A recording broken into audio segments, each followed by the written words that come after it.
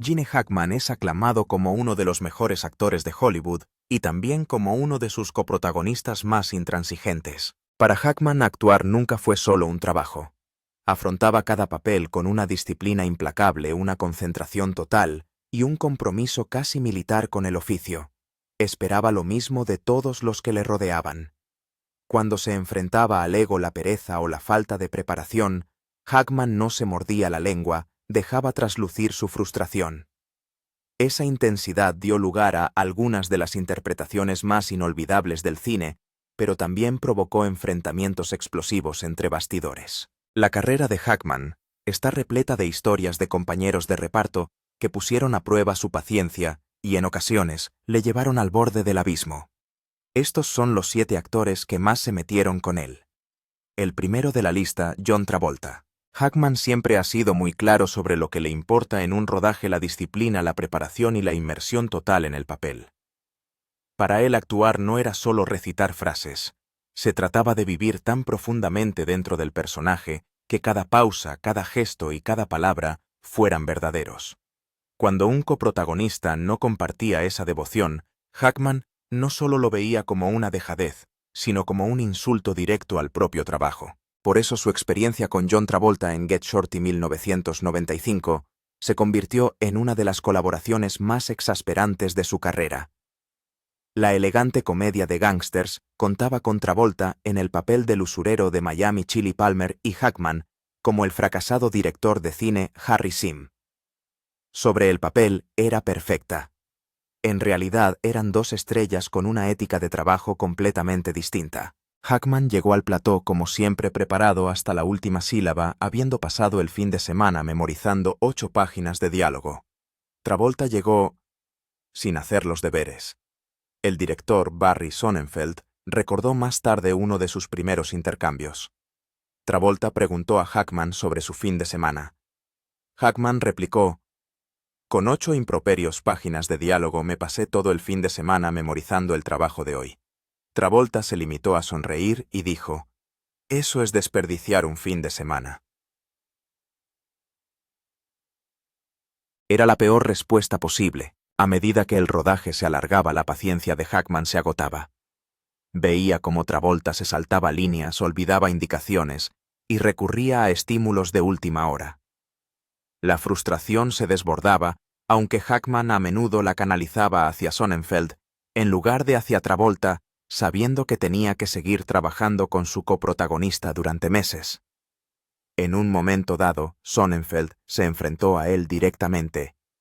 «No estás enfadado conmigo. Estás enfadado con John por no saberse sus líneas. Pero no puedes gritarle: aún tenemos 10 semanas más juntos». Para Hackman, el enfoque informal de Travolta no era solo descuidado. Era exactamente lo contrario de todo lo que él creía que debía ser la actuación. Según Sonnenfeld, el actor solía llegar tarde, y en una ocasión retrasó el rodaje porque estaba en su caravana probándose smokines para los Oscar. Hackman, que despreciaba todo lo que oliera a vanidad o complacencia de los famosos, lo veía como el signo definitivo de unas prioridades equivocadas. «En toda mi jodida carrera», le dijo a Seinfeld, «nunca he trabajado con un director más despistado e inepto, un arrebato mal dirigido, que en realidad iba dirigido al comportamiento de Travolta». La tensión se extendió a pequeños momentos.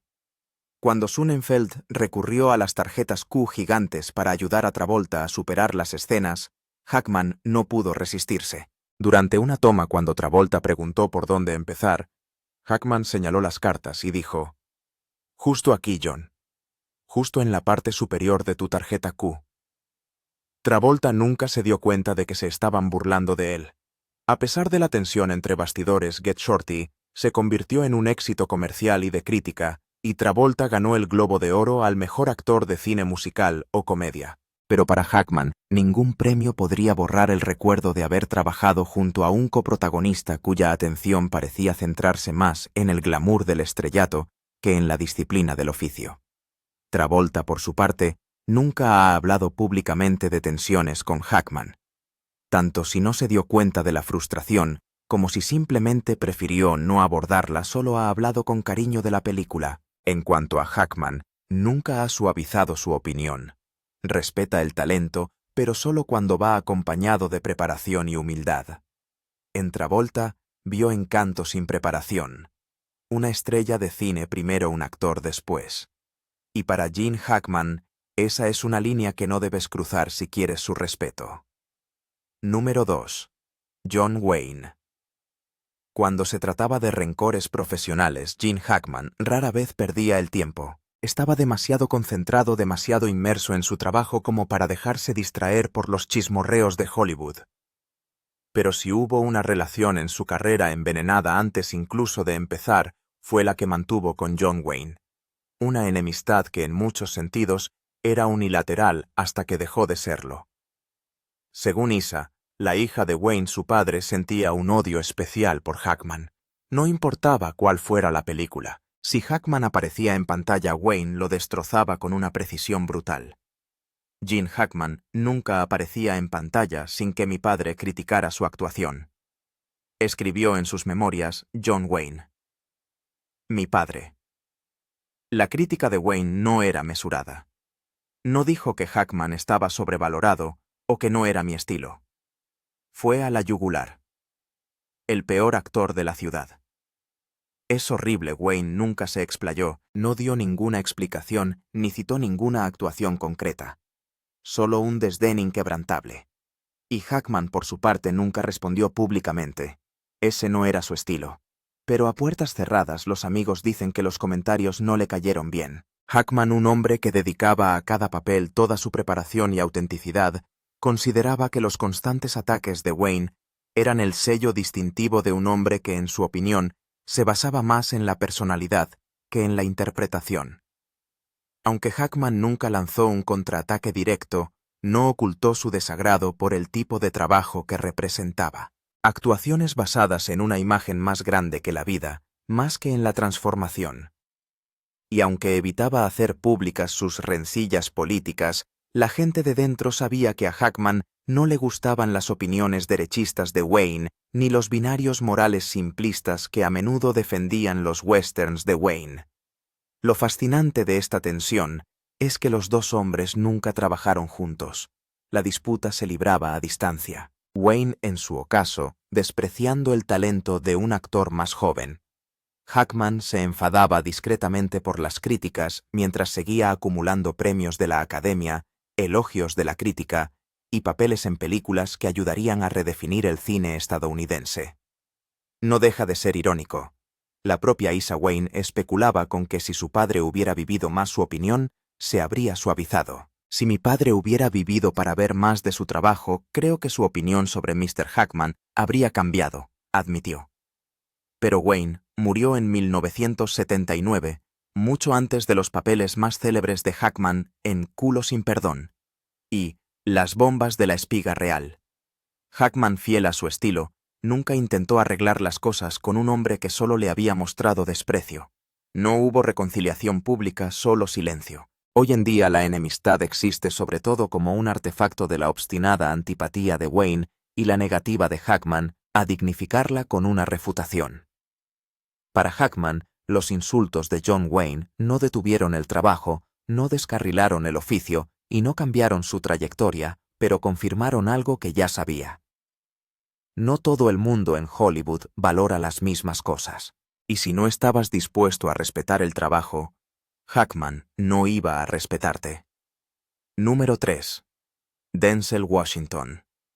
Gene Hackman siempre se ha comportado con la autoridad de un hombre que trata la actuación como un campo de batalla, en el que la preparación, la concentración y la precisión son las únicas armas que vale la pena llevar. No solo se presenta en un plató, sino que lo reclama. Y cuando otro actor entra en ese terreno con la misma fuerza, las chispas son inevitables. Eso es exactamente lo que ocurrió cuando Hackman se enfrentó a Denzel Washington en Crimson Tide, Marea Carmesí, 1995. La película en sí parecía una olla a presión, un thriller submarino en el que el experimentado comandante de Hackman y el ascendente oficial de Washington libran una batalla de voluntades por el control de un buque nuclear. En pantalla sus escenas crepitaban con el tipo de intensidad que hace que el público contenga la respiración. Fuera de la pantalla, esa misma intensidad surgió de un verdadero choque de estilos interpretativos. Hackman abordó el trabajo como un general que se prepara para la guerra. Cada ritmo trazado, cada giro emocional calculado. Washington prosperaba en el momento aportando una imprevisibilidad que podía cambiar la energía de una escena en un abrir y cerrar de ojos. Para Hackman, esa soltura podía parecer un desafío, una invitación a luchar por el dominio. Sin embargo, Washington no se sentía intimidado. Ni mucho menos. Le preguntaron más tarde si actuar frente a Hackman le había puesto nervioso. Se encogió de hombros. No creo que me haya sentido intimidado por otro actor. Este es mi terreno, por así decirlo, así que me siento como si quien quiera que entre en el gimnasio fuera a por él. Calificó a Hackman como uno de los maestros y admitió que esperaba aprender algo de su tiempo juntos, pero que no iba a dejar que Hackman marcara el ritmo sin rechistar. Los dos se rodearon en el ensayo como si fueran boxeadores de élite, cada uno leyendo los movimientos del otro, cada uno reacio a ceder terreno. Según fuentes internas, Hackman respetaba la habilidad de Washington, pero se enfadaba ante lo que consideraba un intento deliberado de enfrentarse a él golpe por golpe.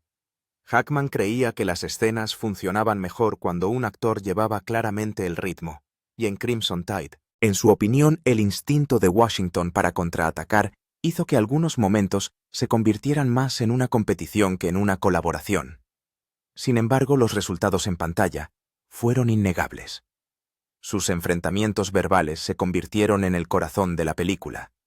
Cada enfrentamiento era una prueba de nervios y fuerza de voluntad. Pero esa misma química hizo que trabajar juntos fuera un esfuerzo. Aunque Washington dejó el proyecto elogiando el talento de Hackman. Hackman se marchó con la sensación de que la energía competitiva de Washington a veces le perturbaba. No hubo enemistad pública, ni palabras malsonantes en las entrevistas, pero la tensión era lo bastante real como para que los dos hombres no volvieran a trabajar juntos. Hoy, Hackman se ha retirado y Washington sigue dominando la pantalla. Su único legado compartido es una película que sigue siendo una clase magistral de dos actores que se niegan a pestañear. Para Hackman, Crimson Tide fue la prueba de que algunos coprotagonistas no solo comparten el escenario, sino que luchan por adueñarse de él. Y para Washington fue simplemente otro día de trabajo en su estadio. Número 4. Lois Lane. Gene Hackman construyó su carrera sobre la disciplina. Cada papel que interpretaba desde French Connection hasta Sin Perdón lo abordaba con la misma preparación meticulosa y la misma concentración láser. Para él, el trabajo era sagrado. Sin distracciones, sin atajos, sin juegos. Así que cuando en 1978 entró en el plató de Superman como Lex Luthor, Hackman puso sobre la mesa la misma intensidad. Pero frente a él estaba Margot Kennedy, la enérgica e imprevisible Lois Lane, cuya energía era tan juguetona como seria la suya. Sobre el papel, era un contraste perfecto. En el set, era un choque a punto de ocurrir. Kennedy tenía fama de ser ligera, de contar chistes y de inyectar humor a los largos y agotadores días de rodaje. Entraba y salía del personaje con facilidad, rompiendo a veces el ambiente de una forma que para Hackman era como clavar clavos en una pizarra. Mientras él se encerraba en la amenaza calculadora de Lex Luthor, ella podía estar bromeando con el equipo o improvisando líneas que no estaban en el guión. Para Hackman, esto no era diversión inofensiva. Era romper el ritmo. Un miembro del equipo le recuerda murmurando en voz baja durante una escena: «Algunos de nosotros estamos intentando hacer una película». Kader, por su parte, no se echó atrás. Encontró el enfoque ultra serio de Hackman sofocante. Una vez le dijo a un colega: «Está tan metido en Luthor que no ve que hay un agujero a su alrededor pasándoselo bien». Para ella, la frivolidad era una forma de evitar que el ambiente se volviera demasiado pesado. Para Hackman, era una falta de respeto por el trabajo. Los roces nunca llegaron a los gritos, pero eran palpables. Las escenas entre ellos tenían un toque extra. No solo la tensión entre Lois Lane y Lex Luthor, sino el trasfondo sutil de dos actores con filosofías fundamentalmente diferentes. Hackman prosperaba con el control. Kader prosperaba con la espontaneidad. Hubo momentos de respeto a regañadientes. Hackman admitió en privado que Kader tenía un instinto agudo y era capaz de sacar adelante una escena con carisma de sobra. En entrevistas posteriores, Kader llamó a Hackman una fuerza y uno de los grandes. Sin embargo, ambos nunca llegaron a congeniar personalmente, y una vez superadas las películas de Superman, tomaron caminos separados, sin mirar atrás. Hoy en día, con Hackman retirado de la actuación desde hace mucho tiempo, y Kader fallecido en 2018, su relación laboral sigue siendo una instantánea de lo que sucede cuando dos intérpretes de talento ponen temperamentos completamente diferentes en el mismo marco. Para Hackman, el papel era cuestión de precisión. Para Kader se trataba de jugar, y entre Lex Luthor y Lois Lane nunca iba a haber una tregua, en pantalla o fuera de ella. Número 5. Richard Harris.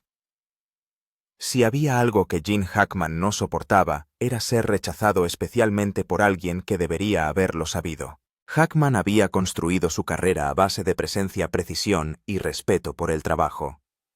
Procedía de la escuela de interpretación en la que recuerdas a las personas con las que has sudado y sangrado en el plató por muchos años que hayan pasado.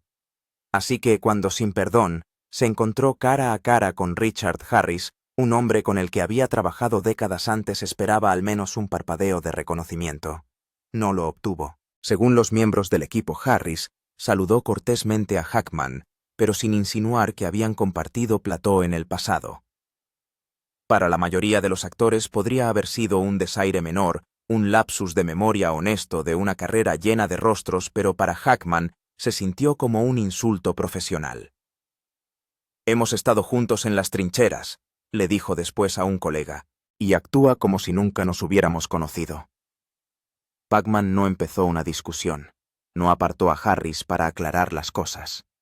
En cambio, llevó esa furia silenciosa a su actuación en Sin Perdón. El pequeño Bill Daggett de Hackman tiene una escena en la que golpea salvajemente al Bob el inglés de Harris. Un momento que ya estaba preparado para ser brutal, pero los que estaban en el plató juran que Hackman tenía un toque extra ese día, una intensidad enroscada que iba más allá de la página. Harris, por su parte, parecía tomárselo con calma. Siempre de gira, más tarde bromeó en una entrevista diciendo que Gene pegaba como un hombre que lo decía en serio. Afirmó que no recordaba su anterior colaboración, pero admitió que la violencia de Hackman en pantalla podría haber tenido un poco más de condimento. Hackman nunca dijo públicamente si Harris realmente lo había olvidado o si simplemente pensó que el proyecto anterior no merecía ser mencionado. Pero más tarde, cuando le preguntaron por la escena, Hackman admitió con una fina sonrisa: «Digamos que no tuve que buscar mucho para encontrar la motivación». La tensión entre ellos nunca estalló en hostilidad abierta. No hubo gritos ni peleas públicas, pero la escarcha era innegable. Terminaron Unforgiven como profesionales consumados con actuaciones que pasarían a formar parte del legado de la película. Sin embargo, cuando las cámaras dejaron de rodar, mantuvieron su distancia. No hubo reconciliación, ni un cálido reencuentro años después. Richard Harris falleció en 2002 y Hackman se retiró de la actuación poco después. La paliza en Sin Perdón sigue siendo el único registro cinematográfico de su tiempo compartido en la pantalla, y quizás la muestra más clara de cómo Gene Hackman podía convertir el resentimiento de la vida real en una verdad abrasadora en la pantalla. Número 6. Liza Minnelli. Para Gene Hackman, el plató era terreno sagrado. No se ponía delante de una cámara para bromear o matar el tiempo. Venía a trabajar.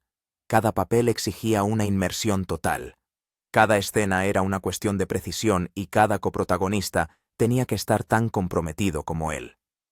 Cualquier cosa menos en su mente no era solo poco profesional, era sabotaje. Así que cuando Lucky Lady 1975 le dejó varado en la costa de México con Burt Reynolds y Liza Minnelli, la tensión empezó antes de la primera toma. Hackman estaba en la cima de sus poderes dramáticos. The French Connection, The Conversation Scarecrow, un hombre conocido por su disciplina y control. Minnelli, recién llegada de los triunfos en Broadway y de la gloria en el cine musical, trajo consigo una personalidad de torbellino cálida de gran energía pero imprevisible.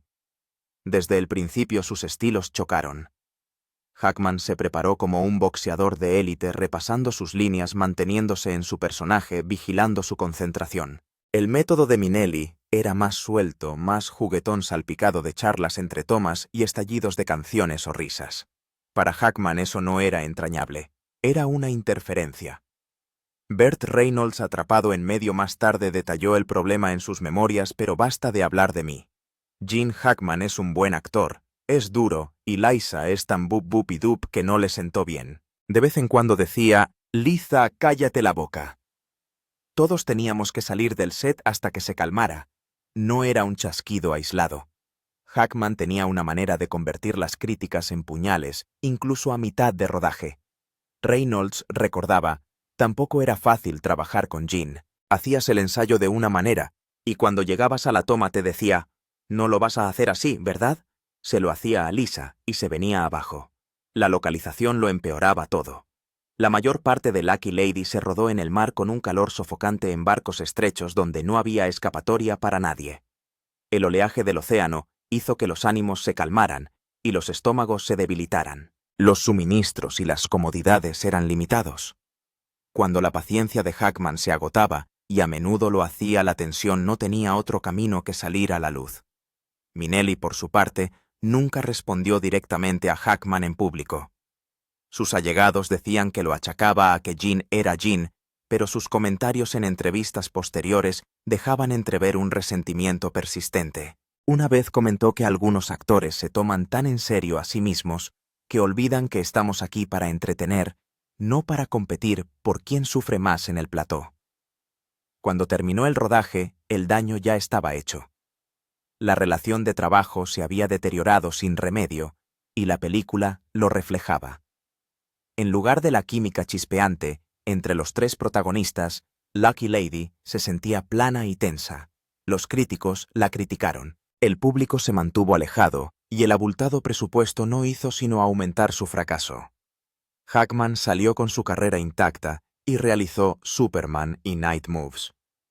Minnelli, sin embargo, entró en una mala racha en su carrera cinematográfica con Lucky Lady como una más de una serie de decepciones a mediados de los 70. Nunca se reunieron en la pantalla. No hubo reencuentro tardío ni un cálido apretón de manos en una gala. Para Hackman, Minnelli había representado un tipo de caos del mundo del espectáculo que no podía tolerar. Para Minnelli, Hackman era el vivo ejemplo de un coprotagonista cuya rigidez estrangulaba la alegría del trabajo. En términos de Hollywood, eso no es solo un enfrentamiento, es una guerra fría, una que nunca se descongeló. Número 7. Wes Anderson. Gene Hackman nunca fue el tipo de actor que endulza sus sentimientos. Si no le gustaba un director, no tenías que adivinarlo. Te lo hacía saber, y normalmente de una forma que hacía que todo el plató lo sintiera. Eso es exactamente lo que ocurrió en 2001 cuando Hackman fichó por Royal Tenenbaums, un estrafalario drama familiar del entonces director de 32 años Wes Anderson. Sobre el papel parecía un emparejamiento de ensueño. Un titán de Hollywood con 2 Oscar en su haber, interpretando al patriarca encantadoramente pícaro en un mundo estilizado y fuera de lo común. En realidad, se convirtió en una de las relaciones actor-director más notoriamente tensas de la carrera de Hackman. La tensión comenzó incluso antes de que rodaran las cámaras. Hackman no quería hacer la película.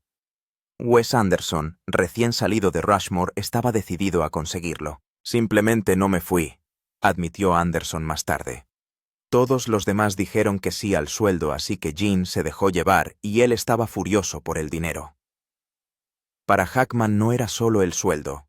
Le dirigía un hombre lo bastante joven como para ser su hijo, cuyo estilo cinematográfico no podía estar más alejado del realismo descarnado que Hackman había perfeccionado durante décadas. Una vez iniciado el rodaje, las grietas se agrandaron. El famoso enfoque meticuloso de Anderson, las tomas perfectamente simétricas, el bloqueo específico de la cámara y la precisión de los colores pastel chocaron con la creencia de Hackman en la libertad y el instinto. En el set, el temperamento de Hackman estalló. Supuestamente llamó a Anderson CNT delante del reparto, y el equipo una palabra tan chocante que Bill Murray empezó a aparecer en sus días libres solo para proteger a Anderson de su estrella. Anjelica Huston afirmó que una vez oyó a Hackman decirle: «Súbete los pantalones y compórtate como un hombre». Desde entonces, Anderson ha reconocido lo tensa que fue la relación. «Tuvimos roces», dijo sin rodeos.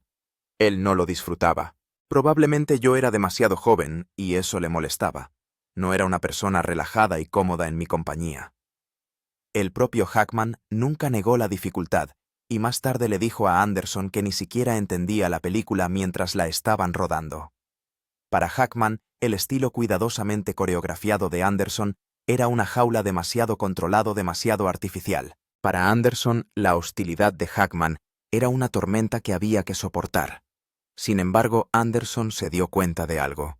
Hackman se iluminaba cuando le daban una toma complicada, una que requería que se moviera por el plató, como si fuera una obra de teatro golpeando múltiples marcas en una sola toma.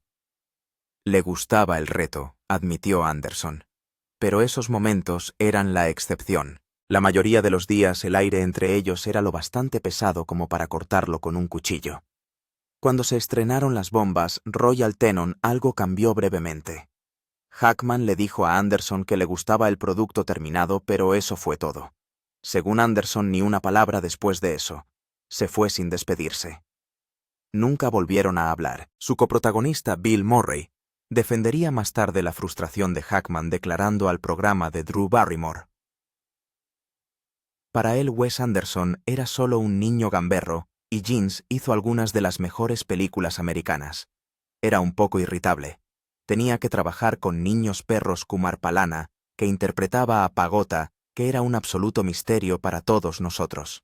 Irónicamente, la interpretación de Hackman en medio de toda esa fricción se considera una de sus mejores interpretaciones. Ganó el Globo de Oro al mejor actor en una película musical o de comedia, un punto álgido en su carrera que se convirtió en uno de sus últimos papeles antes de retirarse. Pero detrás de ese premio había una verdad que ambos llevaban dentro. Habían creado algo brillante juntos, pero ninguno de los dos disfrutó del proceso de llegar hasta allí. Para Hackman, la visión de Anderson era demasiado artificiosa. Para Anderson, la presencia de Hackman era a la vez un regalo y una prueba. Y así, una de las colaboraciones más memorables del cine terminó no con un apretón de manos, sino con un silencio permanente y absoluto. Al final, estos 7 nombres, cada uno ligado a sus propias batallas, broncas y susurros entre bastidores, pintan un retrato de Gene Hackman como algo más que un actor. Era un artesano que protegía ferozmente su proceso, a veces a expensas de la diplomacia. La trayectoria de Hackman en Hollywood fue tan intransigente como los personajes que interpretó, desde encendidos enfrentamientos con sus compañeros de reparto hasta silenciosas peleas con los directores. Pero ¿fueron estas rencillas la marca de un artista que defiende sus estándares, o quemaron puentes que nunca necesitaron ser quemados? Dinos lo que piensas en los comentarios.